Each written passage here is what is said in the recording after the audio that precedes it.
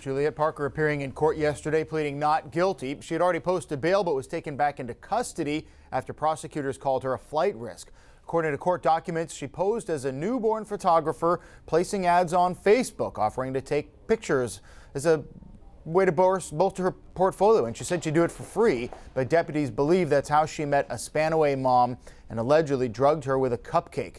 Detectives say they also found text messages between Parker and an ex-boyfriend. In one text, the couple allegedly talking about taking, look at this, a baby from a homeless person. So Parker's behind bars, but the victim says she'll never feel safe. Will I be able to take a shower knowing that she could bail out and come to my house? No. Will I sleep content? No. Just because she's behind bars, that doesn't give me a peace of mind. She still knows where I live at. She still knows my children.